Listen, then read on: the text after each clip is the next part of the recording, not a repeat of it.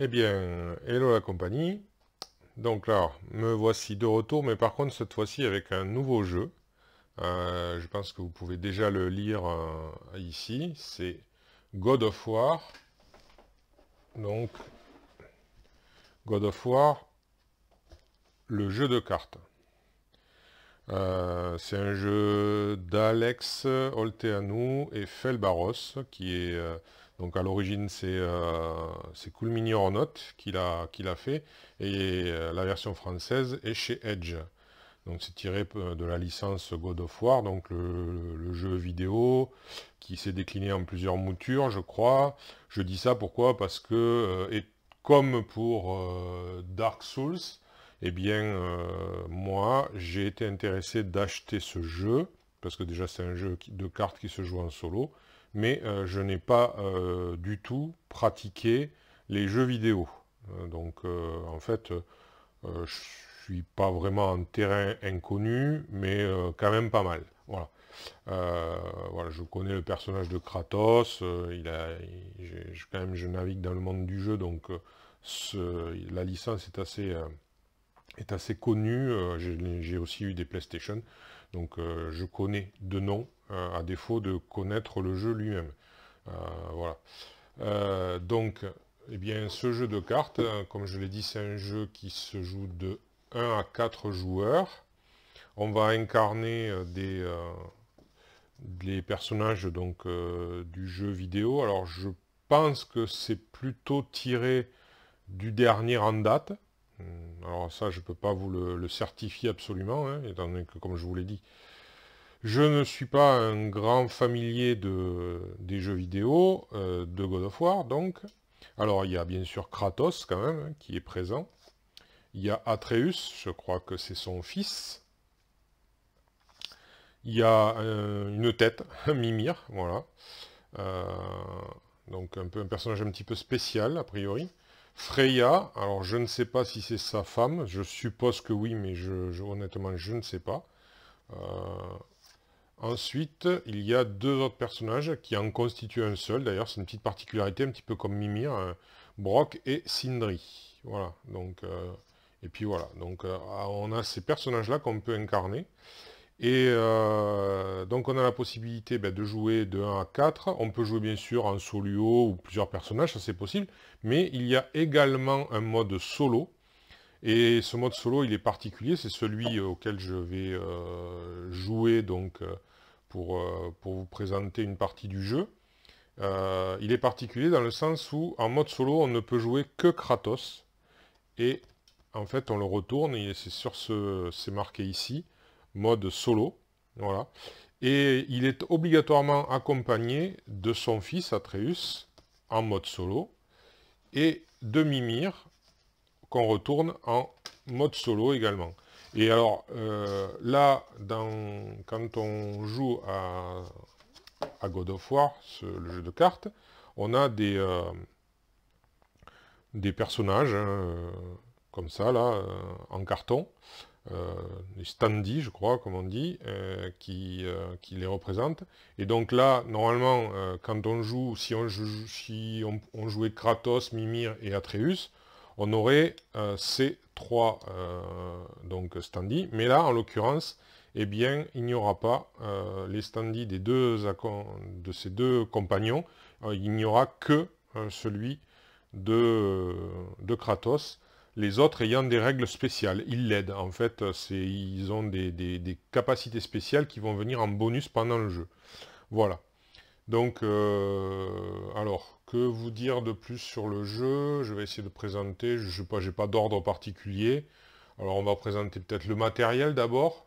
Je viendrai après rentrer un petit peu dans les détails. Bon, les règles, je les aborderai, je pense, c'est pas pendant la partie, hein. Donc, vous avez donc un thermoformage, donc ça c'est bien sympa. Petit regret, là vous allez voir que ici on met en place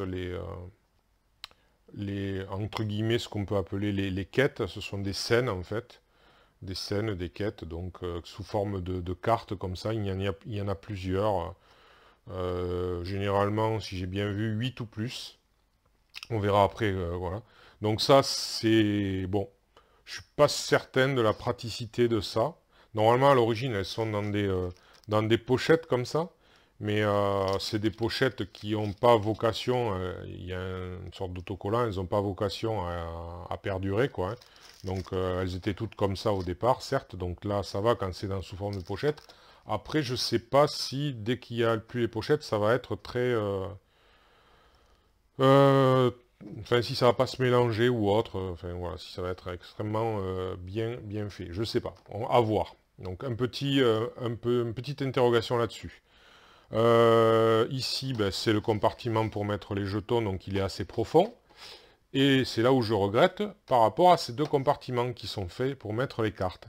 On voit que, je sais pas, on voit qu'il y a ici deux, voire ici, là, on a vraiment de quoi attraper bien les cartes, il n'y a pas de problème. Hein, on va pouvoir aller les chercher facilement. Mais justement, c'est dommage qu'elles ne soient pas aussi profondes que ça, parce que là, c'est bien, tant qu'elles ne sont pas protégées, les cartes. Mais pour ceux qui veulent les protéger, comme moi, je fais généralement, et comme je l'ai fait là, vous pouvez le voir, eh bien, du coup, ça dépasse, en fait. Ça va au-dessus, quoi. Ça rentre pas pile poil dans le compartiment, et c'est dommage, parce que on le sait maintenant, hein, ça fait quand même pas mal d'années que je vois des gens, notamment sur YouTube, qui montrent leur jeu, et la grande majorité d'entre eux protègent leurs cartes, pour tout ce qui est jeu de cartes. Donc c'est quand même dommage, je trouve, que les créateurs des jeux, de ces boîtes qui prévoient de mettre des thermoformages, ne prennent pas en compte cet aspect-là, quoi. Surtout que là, ça n'aurait pas gêné. Même celui qui ne met pas de protection, franchement, on peut vraiment aller chercher les cartes. Je pense pas que ça aurait posé problème. Voilà. Donc bon, petit aparté, c'est un peu dommage. Voilà pour ça. Donc il y a ici un couvercle, voilà, un couvercle qui permet de... Voilà. Donc je ne sais même pas ce que ça va donner, j'ai pas encore essayé avec les cartes protégées. Donc au niveau du matériel, donc bon, les standees on en a parlé, il y a un jeton premier joueur. On a, alors au niveau des jetons, on a des jetons pour la vie. Donc là c'est pareil, du 10, du 5 et du 1. Voilà, du 10, du 5 et du 1. C'est juste un petit peu dommage qu'il n'y ait pas eu du 3 ou du 2.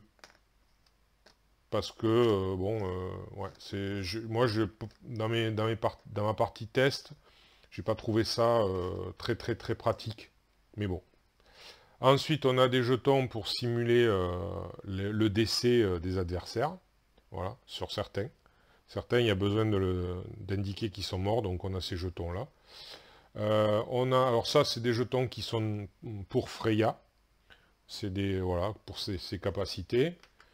Ça, ce sont les jetons qui vont aller sur les personnages. Donc ici, voilà, ils vont venir là. Ça représente la rage du personnage. Et quand il est au bout de sa rage, on verra plus tard comment il y arrive. Quand il est au bout de sa rage, on peut utiliser cette capacité qui est inscrite ici. Voilà. Et on repart à 0 et ainsi de suite. Donc ça, c'est voilà, les jetons pour ça. Ensuite, ces jetons sous forme d'éclair, ce sont des jetons pour simuler, pour les adversaires, le fait qu'ils soient étourdis. Ceux-ci, ce sont des jetons fourre-tout. Voilà. Ils servent à représenter un peu tout. Ils servent à tout. Voilà. À ceux qui n'est pas prévu par le reste, en fait. Voilà.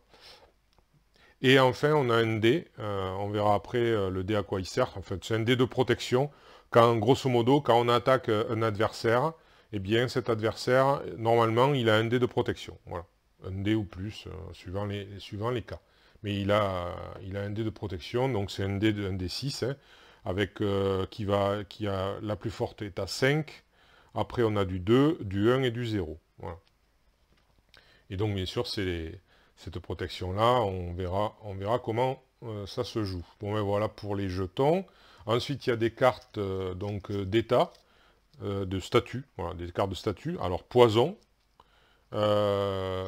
Il y a étourdissement et un autre type de carte qui n'est pas une carte statut, mais qui est un peu sous le même, enfin, qui marche à peu près sur le même principe dans les règles, c'est cristal à fragmentation. Voilà. Donc, chaque personnage a son lot de cartes de départ. C'est un jeu de deck building, hein, voilà, on va construire son deck, mais là il n'y aura pas d'achat, vous verrez comment ça fonctionne, mais voilà, on a 14 cartes au départ pour le personnage, et on se fait une main de 7 cartes de base, voilà. Et, ah oui, j'ai oublié ces jetons-là, pardon, ouais, c'est ça qui m'y fait penser, donc ces jetons-là, ils représentent aussi des certains effets de jeu qui, lorsque c'est en phase violette, eh ben, ça rajoute une carte en main.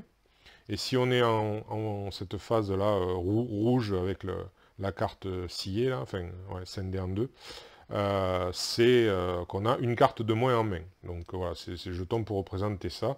C'est dans le jeu que cela nous dit si on a plus ou moins de cartes en main. Mais de base, comme je dis, c'est 7 cartes de base. Voilà. Donc ça, ben, je vous l'ai dit tout à l'heure aussi, le matériel, ben, c'est les quêtes en fait.